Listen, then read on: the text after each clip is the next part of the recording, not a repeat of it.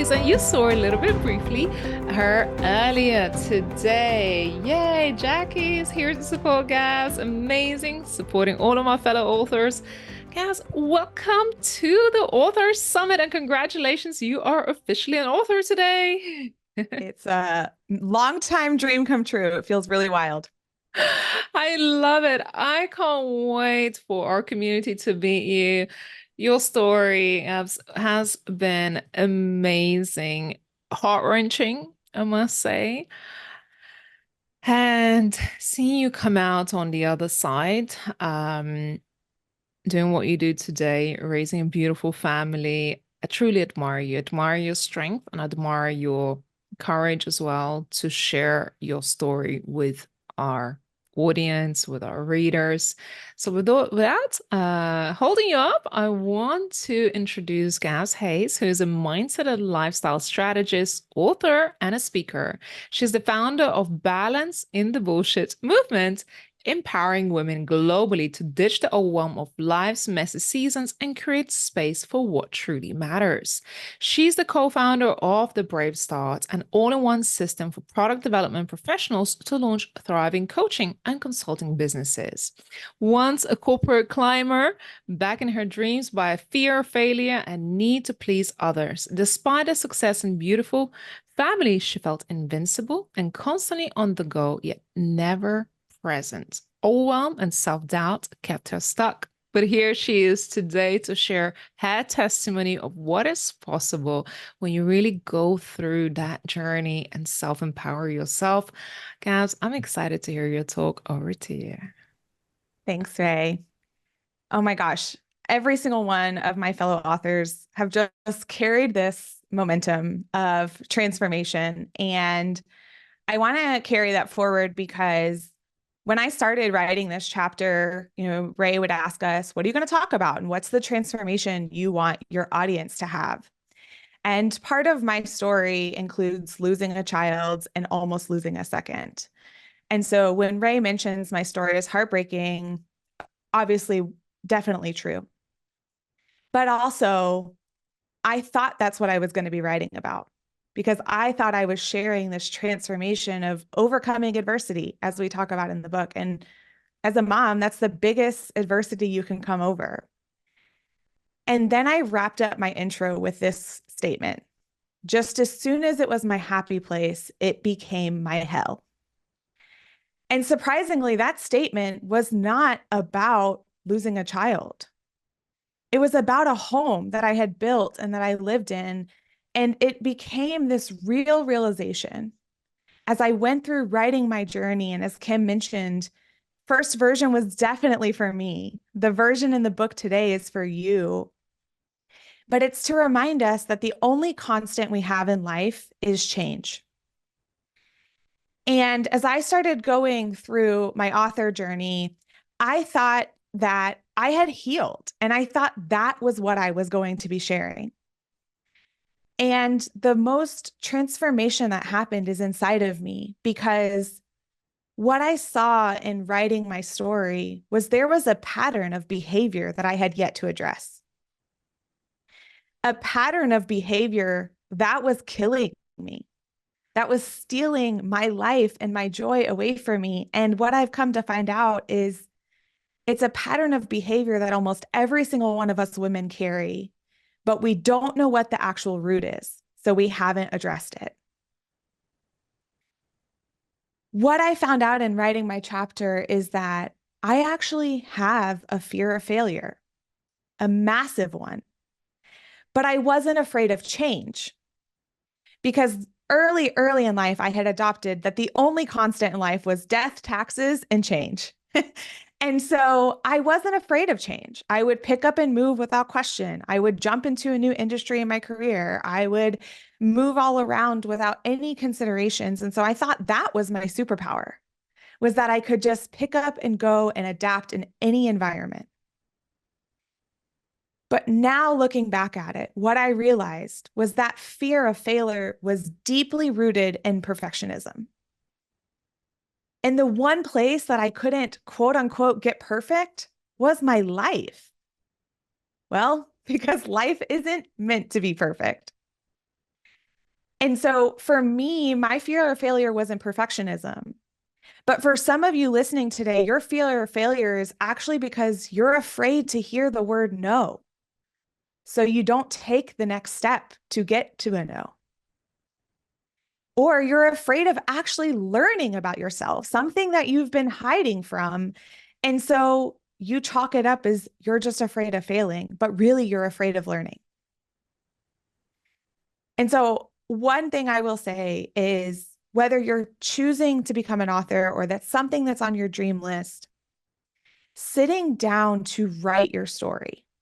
And I think for almost all of us on this journey, there was a form of actual physical pen to paper in writing our story, because that is how you reach your soul.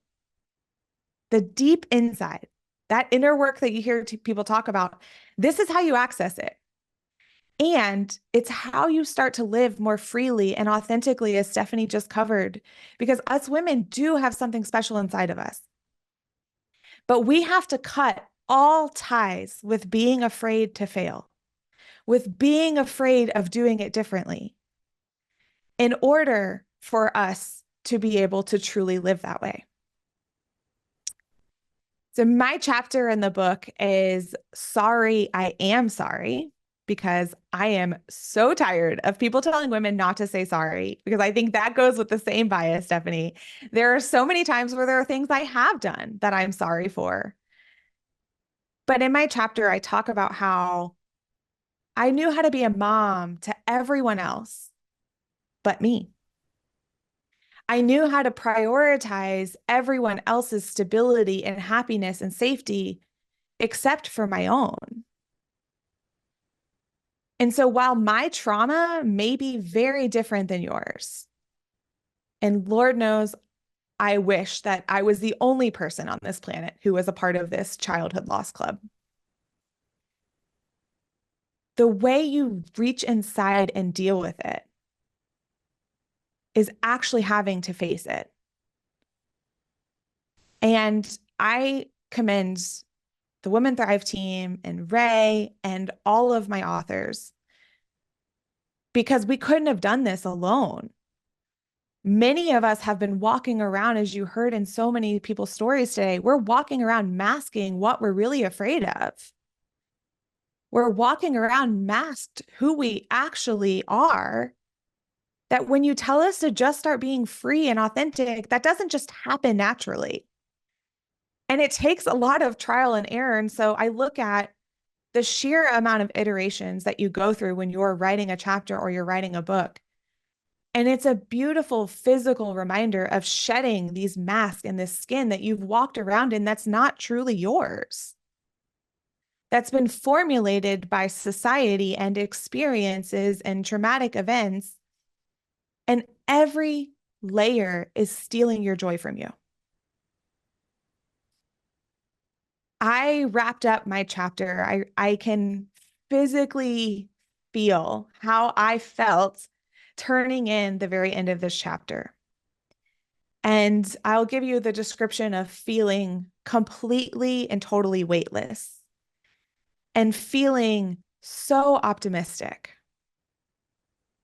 But that little perfectionist jumped in there because in my mind, that was checking a box. I had hit this level of overcome. I had hit this level of, okay, I wasn't expecting to go down this journey with this chapter, but I did, and it's great. And things are finally lining up. And so though we know change happens, we also lean in and say, it's done. I did it. I've healed. I've overcome it. And you don't expect for it to come back around.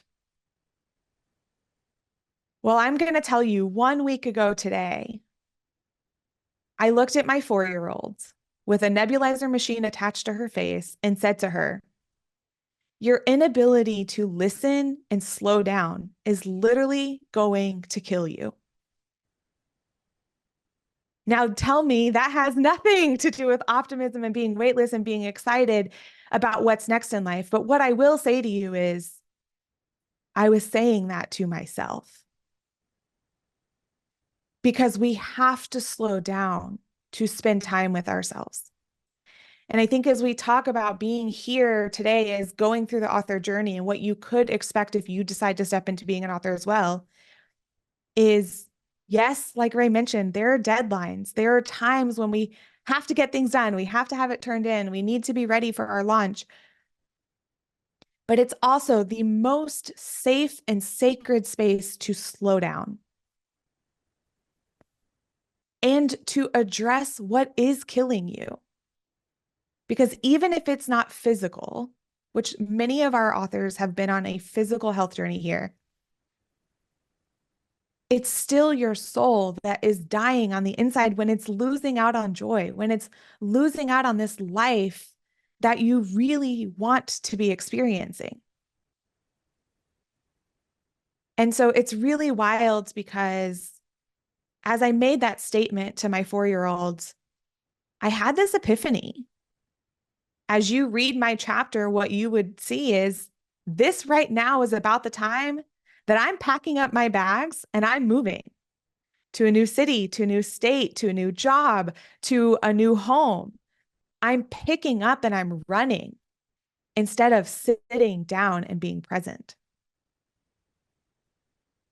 And so once we start to accept these scary possibilities, these changes, these differences, these transitions in our life are going to keep coming up over and over. When you are one with yourself, your true self, the version of you that has no fears in this world because you know whatever is out there was meant for you or better is coming. You give yourself so much grace to encounter these situations. You give yourself the space to lay your superhero cape down and finally admit that you don't have all of the answers. And you definitely don't have control of the outcome. I don't care how much practice you give it. I don't care how much journaling you do. At the end of the day, none of us have control of the ultimate outcome. So if you don't have control out of what happens on the end, why are we not enjoying what's happening right now? Why are we not leaning into the journey that is going to carry us through all of these moments that are going to have outcomes we have no control over? But yet we've held so steadfast that we have to be perfect at everything we are doing, that we're being perfect to everyone but ourselves. We're showing up with this half-broken version of ourselves, and that is what is breaking things. That is what is stressing us. So I know, Ray, we're running a little behind schedule, so I want to go ahead and jump in, but I do want to, resonate with what Ray and the rest of the audience has called out, and our other authors as well, is that all of us authors are here being vulnerable and visible today because we want your first step to be easier. Whether that is to a career path change or writing your first book or leaving a relationship that wasn't meant for you, or maybe it is time for you to pack your bags and move. Whatever it is, there's one of us in this book, at least one, who have been there and who have done that and who have experienced it. So let us be your vulnerable place, your safe space. And so you'll have contact information for each and every one of us. Please do not hesitate to reach out to us. We did this as a community, and that means for all of you too. Every single week that we got on our authors calls, there was plenty of times that Ray said, we got to talk more about you, right? You need to be talking about yourself. But what I can promise you is that each and every week, you as the reader and as the audience came up in our discussions.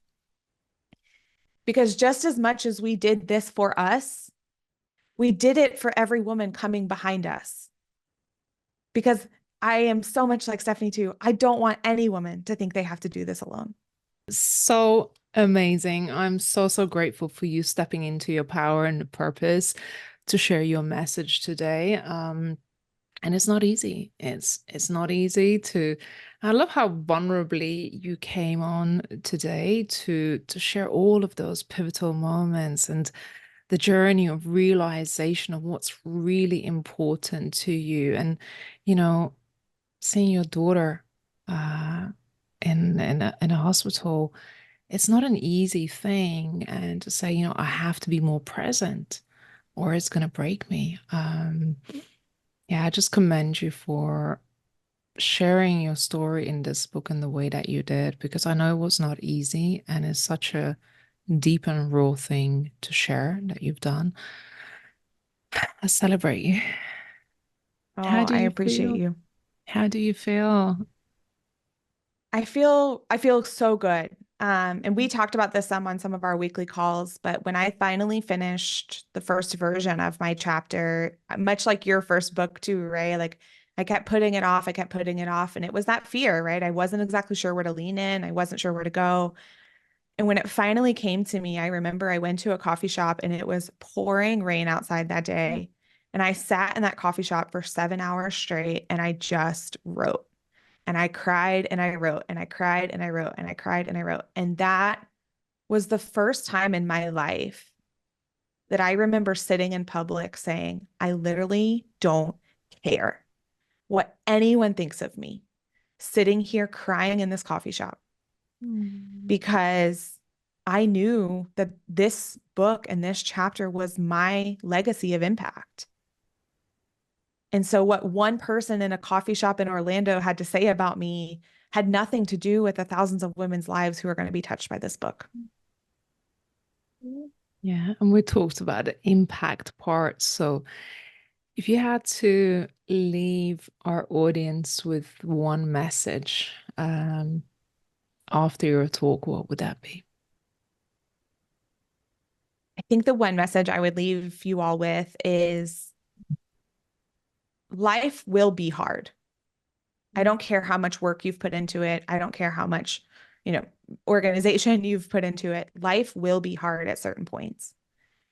And knowing what makes you your best self, what makes you feel safe, what makes you feel stable, what makes you feel successful, being ready at any given moment to lean into that and celebrate yourself will help those hard moments get easier. Because especially if you're in the perfectionist category like me, you think you can make things perfect enough that you'll never have a hard moment. And my chapter is every single time that I thought I was there, I turned around and there was another hard moment. And accepting that those come has made me be able to be more present and be able to address them much more rationally than I ever have before. Mm. I think we need to avoid, I know the first instinct is to avoid pain, avoid challenges, but there is incredible amount of breakthrough and growth that Mm, lives in those moments where we are challenged, and feel like that's the way to resolve things. And just for example, when I was in a relationship, we never argued, but it's not to say there was no problems. And the mm, fact that we never addressed those problems and we never really spoken about it, we never really had those challenges, because we try to avoid it, just try to be, yeah, everything is okay. And that's why it never worked, because we never worked out the things that were really meaningful. And, recently I had an argument with my boyfriend, but it led to a beautiful destination of us making a decision to finally move in and live together. Right. And at that time when the heartbreak and uh, came, and I'm feeling emotional saying it, it was really hard, and I find it really hard to speak about it. But here's the thing, when we are faced with those challenges, and that's how beautiful things come out of it. So never shy away from those difficult conversations or challenges in your life, because somehow, and as you hear from all of these women's stories, those difficult life situations that our authors, and no doubt you have had to face, has probably led you to the most beautiful destinations.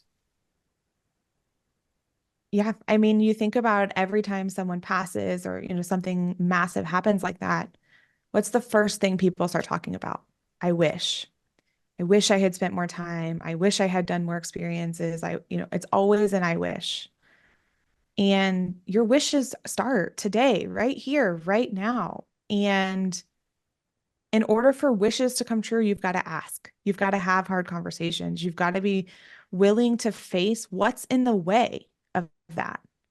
And I know, your journey, Ray, and I know that what came out on the other side of that conversation was a massive wish that no one had been ready to have that conversation with. And so I think if I also leave you with nothing else, let's look at all of us on this call. Most of us wrapped up our chapters with this very happy-go-lucky and things are great, or this is where we're at now. And I think all of that's honest. None of that is a lie. None of it's fake, but it doesn't mean we're never going to face it again. It just means you're going to face it stronger. Yeah. You're going to face it more stable. And when you look at, our earlier parts of life, that was probably the piece that all of us can relate to is there was stability missing, whether it was in partnership and finances and location and whatever it may be. But the stronger you get, the more stable your foundation is to have those difficult conversations. Yeah. Something I needs to love you, be, Ray. oh, I love you too. Something needs to crumble for something else to rebuild. So don't be afraid from the crumble. Uh, it's there for a reason. It's an opportunity to rebuild a new foundation. Absolutely. Gabs, how can people get in touch with you? Yep. I am on Instagram at highly.inquisitive. So you can connect with me there. My DMs are always open. Please don't hesitate to reach out if I can help support you in any way. Yeah. I want to ask you, how has our authors, speakers impacted you today? If there was one takeaway, what would you want to share in the chat? And I want to encourage you to connect with Gabs. You're really inspirational speaker, Gabs. Like really are amazing. Something activates within you when you speak, and that wisdom just comes out. And I know, preparation for speaking is quite a journey, and I know you put in a lot of work, but can I just encourage you to do this more often because you're really amazing. Oh, thank you. Absolutely. I take that humbly, and I'm borrowing that from Ray. That's a Ray phrase, and I love it so much. So I will humbly receive that. Oh, when people start to quote you, so then you realize, do I say that a lot?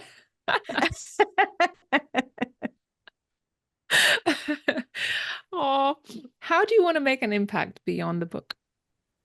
Oh, my biggest goal, because I have broken all the status quo. I have broken all of the rules, and it was strictly to find my happiness. And the biggest thing is I want women in particular to know they're not alone on this journey. You are not the only one who wants to break the rules, and you don't have to do it alone. But just know that being willing to question everything is getting you a direct path to your joy on the other side. Mm. Yes. Amen. Thank you, As. I appreciate you on this platform. I appreciate you sharing your story. It's amazing. And I just encourage everyone to go ahead and read your story. Um, and I just hope you make a huge impact with your speaking and your story. Like I said, you have this incredible wisdom that just activates when you speak. So, yeah, I just encourage and I hope to see you many more times on stage. Thank you. Love you. And I hope to see you soon. We'll see you in Yeah, Valencia. I will see you in Valencia. That's right. All right, my love. Thank you so much. And I'll see you later.